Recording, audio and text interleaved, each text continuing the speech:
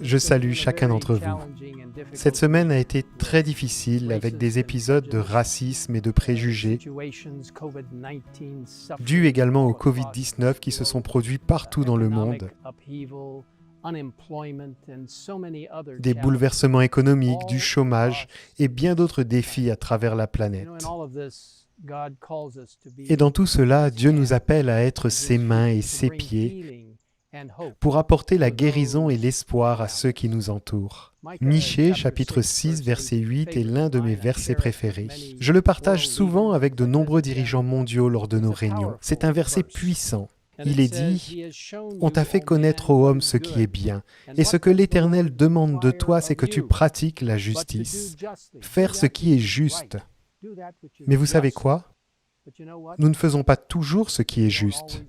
Et ainsi, le Seigneur nous dit en second lieu d'aimer la miséricorde. Dieu fait preuve de miséricorde envers nous.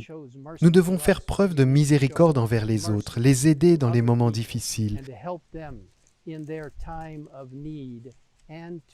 prendre soin d'eux et leur accorder une attention particulière. Et puis le texte continue en disant « Et que tu marches humblement avec ton Dieu ». Quelle occasion pour nous de partager le Christ et de le servir humblement, de reconnaître la valeur de chaque être humain, de reconnaître la valeur de la dignité humaine et de faire connaître le Christ aux gens en devenant ses mains et ses pieds, en montrant la guérison et l'espoir. L'espoir est si important et si nécessaire aujourd'hui, comme ces dernières semaines pendant toute la pandémie du coronavirus, ce Covid-19. La semaine dernière, nous nous sommes concentrés sur les psaumes et lors des 2 précédentes rencontres sur Matthieu 24, nous avons abordé des passages d'espoir et d'encouragement. Aujourd'hui, je voudrais me concentrer quelques instants sur Matthieu 24, sur la dernière partie, les versets 36 à 44. Il est dit, « Pour ce qui est du jour et de l'heure, personne ne le sait, ni les anges des cieux, ni le Fils, mais le Père seul. Seul le Père sait quand le Christ reviendra, mais nous savons que cela se produira bientôt. » Puis il parle du temps de Noé au verset 37 et au verset 28. Il dit qu'il en sera de même. Les gens vivaient, mangeaient, buvaient et se mariaient, sans savoir quand l'événement annoncé allait se produire, jusqu'à ce que le déluge vînt et les emporta tous. Ensuite, on parle de 2 hommes qui seront dans un champ, dont l'un sera pris et l'autre laissé, de 2 femmes qui moudront à la meule. L'une sera prise et l'autre laissée.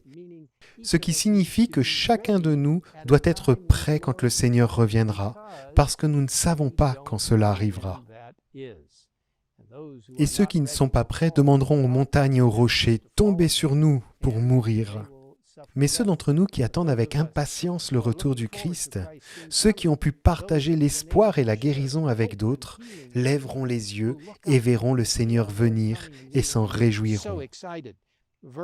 Le verset 42 dit « Veillez donc, puisque vous ne savez pas quel jour le Seigneur viendra. » Et le verset 44 « C'est pourquoi vous aussi, tenez-vous prêts, car le Fils de l'homme viendra à l'heure où vous n'y penserez pas. » Quelle chance pour vous et pour moi d'être les mains et les pieds du Christ, apportant la guérison et l'espoir en Christ, non seulement pour l'avenir, mais pour le présent. Permettez-moi de partager avec vous une belle citation de l'Esprit de prophétie, tirée du livre Événements des derniers jours, pages 200 et 201. Un livre merveilleux. Si vous ne l'avez pas, vous pouvez aller en ligne et chercher un endroit pour le commander. Une maison d'édition adventiste. Dans ce livre, nous trouvons un beau message. Le dernier message de pardon qui sera donné au monde, c'est la révélation de son caractère d'amour. Ses mains et ses pieds merveilleux de guérison et d'espoir, le Saint-Esprit agissant à travers nous. Les enfants de Dieu doivent manifester sa gloire. Par leur vie et leur caractère, ils doivent révéler ce que la grâce de Dieu a fait pour eux. Quelle occasion en ces temps difficiles de montrer aux gens l'amour du Christ dans tout ce que nous faisons. Laissez-moi prier avec vous.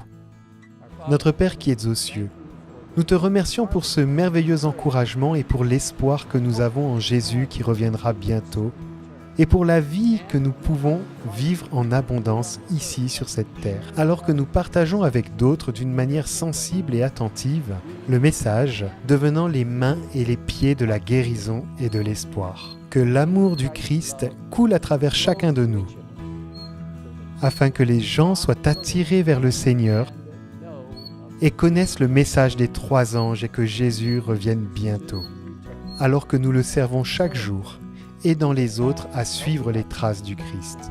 Nous te remercions de nous écouter. Au nom de Jésus-Christ. Amen. Jesus Christ. Amen.